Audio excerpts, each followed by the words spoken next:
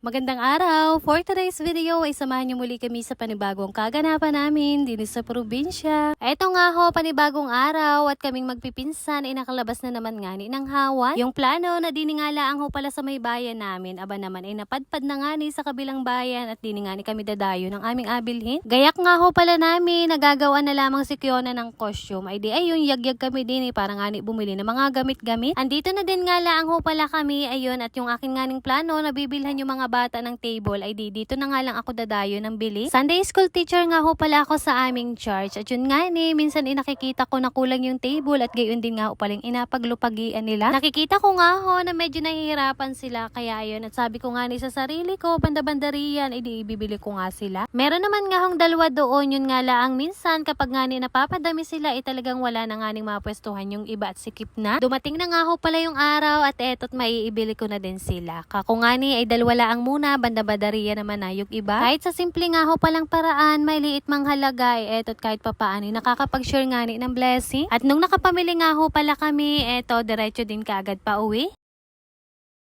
Fast forward, pagkarating namin sa bahay, yun nga, medyo maulan-ulan, kaya talagang eto't kailangan ko nga makapagluto ng ganiring ulam. Minsan naman, ay papagbigyan ko din nga ho pala ang aming mga sarili. Eto't makakapagluto ng masarap-sarap na ulam, kahit nga medyo may kamahalan ang presyo nito. Bumili nga lamang ho pala ako diyan ng ganang 1 kiluhin, at ari nga ni alagain ko lang ng kako nga ho, ay makahigop-higop ng mainit na sabaw. Syempre, dahil nga ho pala marami-rami din kami din, ay kailangan nga nating paramihin itong ulam na ito. Kaya nga ginahit ko na din yan sa maliliit lamang. Pagkagahit ko nga ho pala ng saktong laki ayun at sinalang ko na din nga ho pala kaagad para maisangkot siya ko na. Habang nakaantabay nga ho pala sa aking inaluto, eto inintindi ko na din yung ibang mga samya, sahog na gagamitin ko dito sa aking inalutong ulam. Meron nga ho pala ako diyang 2 pirasong mais, gagayatin ko din nga lang ho pala para maya-maya isasabay ko na din sa pagsalang. Saka din nga ho pala itong patatas at meron din nga ho pala ako diyang pechay bagyo. Pinag-iintindi ko nga lang ho pala isa-isa para mamaya kapag pwede na nga hong ilagay, edi madali na din nga laang. Yung minsana na nga lang ho palang makatikim ng garing pang ulamin, edi hindi na nga natin titipirin ngayon. Ika ko nga ho kanina ay madami-dami kami din kahit papaano nga ho kung maubusan man ng karne, edi sa mga gulay-gulay na nga laang babawi. At eto nga ho, muntik-muntikan ko pang malimutan, may nakasala nga ni pala ako din. Kaya ayun, at nung maamoy-amoy ko na nga ni kaagad ko na din kaagad pinuntahan. Malapit-lapit na nga ho pala sanang masunog, buti na lang at naagapan ko pa. Kaya arit ka ko'y dala pa nga ni ari ng kayod at hindi pa naman ari lalasa. At nung higa na nga ho pala, eto't yan ko na din nga lang ho pala igigisa. Medyo itinabi ko nga lamang, tapos eto mantika at nilagay ko na din yung bawang at sibuyas. Para din naman magkaroon ng lasa itong ating karne, binudbudan ko na nga ho pala yan ng asin, saka din itong paminta. At nung okay na, syempre, kaagad ko din nga ho pala yung nilagyan ng tubig. Ay talaga nung anong pagkakadamit, kako nga ho, ay masarap ngayon ng masabaw na pang ulam. Nang akin nga ho palang matubigan, inilagay ko na din diyan yung mais. Kako nga ho, paglambot na nung karne, edi kasabay na din laang na ring mais. Para naman sa karagdagang pampalasa, naglagay din nga ho pala ako din ng 1 pirasong nor at kako nga ho, ay para naman lalong mas sumarap nga. At nung nasa puntong malambot na nga ho pala yung karne ng baboy, edi ayun, kaagad ko na din nga ho palang inilagay diyan yung patatas. Medyo papalambot-labutin nga lang ho pala ng mga ilang minutuhin at kapag okay naman na ayun nilagay ko na din kaagad din yung pechay bagyo. Dahil nga niyo pala lahat ng pinaglalagay ko diyan ay malalambot na din naman, ayun kaunting minuto na lang pagpapakulo ay pwede na din kaagad hanguin. Ay talaga naman nga kapag garni ang mga ulamin bago nga ni maulan-ulan ang panahon ay wari ko nga ni tunay na mapaparami na naman nga ni ang kain. Dahil iilan nga lamang naman nga ho pala kami din sa may bahay kubo, ayun naglagay lang ako sa baunan para kako nga ho madala din dun sa bahay namin.